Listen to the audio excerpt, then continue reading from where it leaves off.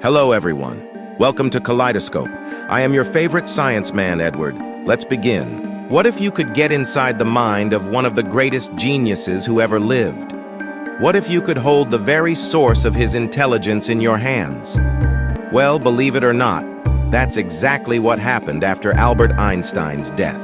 Albert Einstein, the man who revolutionized physics with his theory of relativity, didn't just leave behind groundbreaking theories. He also left behind something else, his brain. And its story is one of the strangest tales in scientific history. Einstein is synonymous with genius. His work changed our understanding of time, space, and energy. From the famous equation E equals to mc squared to his Nobel Prize-winning work on the photoelectric effect, Einstein's legacy in science is unparalleled. But after his death in 1955, his brain became the subject of a different kind of curiosity. A curiosity that led to its theft and a bizarre journey that lasted for decades. In April 1955, Albert Einstein was living in Princeton, New Jersey. He had been suffering from abdominal aortic aneurysm, a condition that he knew would eventually take his life.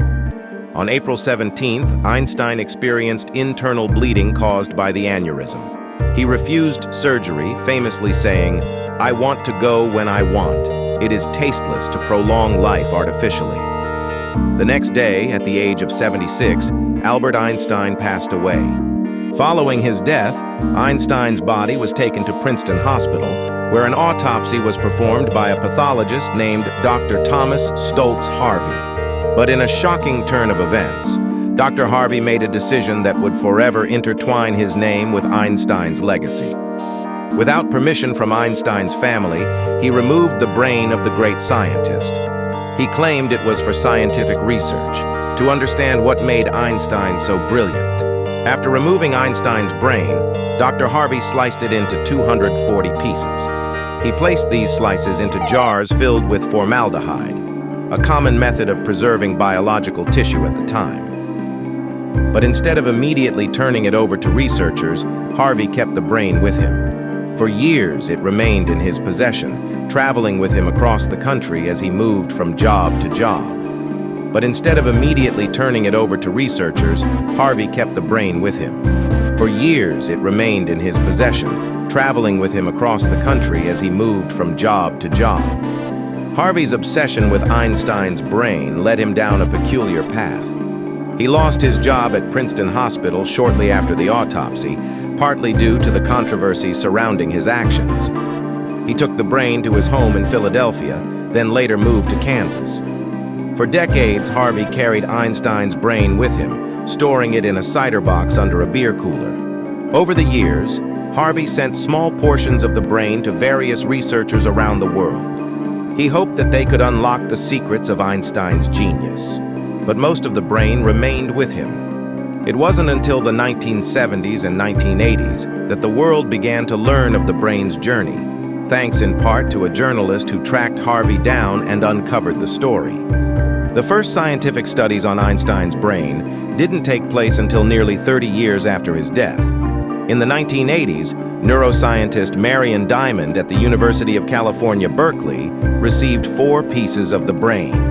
She discovered that Einstein's brain had a higher number of glial cells, cells that support neurons, compared to the average brain. This sparked speculation that these cells might have contributed to his intelligence. But as more studies emerged, so did controversy. Scientists debated whether the findings were significant or whether they were simply the result of the small sample sizes and the questionable preservation methods. Beyond the scientific debate, there were ethical concerns as well. Einstein's family had never given permission for his brain to be studied. His son, Hans Albert Einstein, was initially furious about the removal of the brain, though he later allowed some research to continue. In 1999, a study led by Dr. Sandra Whittleson at McMaster University in Canada revealed another intriguing finding. Einstein's brain had a missing groove in the parietal lobe, an area associated with mathematical and spatial reasoning. This could have contributed to his extraordinary abilities in these areas.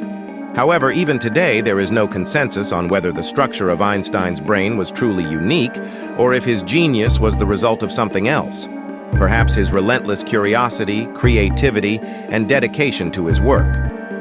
However, even today, there is no consensus on whether the structure of Einstein's brain was truly unique, or if his genius was the result of something else, perhaps his relentless curiosity, creativity, and dedication to his work. The journey of Albert Einstein's brain is one of the strangest in the history of science. From being stolen and preserved in a jar to being studied in laboratories around the world, Einstein's brain has been a subject of fascination and controversy. But perhaps the most important lesson is that Einstein's genius wasn't just in the physical structure of his brain, it was in the way he saw the world, challenged assumptions, and pushed the boundaries of knowledge. So, was the quest to understand Einstein's intelligence worth the strange and controversial journey of his brain? Or should we focus more on the ideas he left behind rather than the anatomy that housed them? The story of Einstein's brain is a reminder that sometimes the greatest mysteries aren't found in physical structures, but in the ideas that change the world. What do you think about the journey of Einstein's brain? Was it ethical? Did it reveal anything meaningful about his intelligence? Let us know in the comments below. And don't forget to like, share, and subscribe for more fascinating stories from the world of science.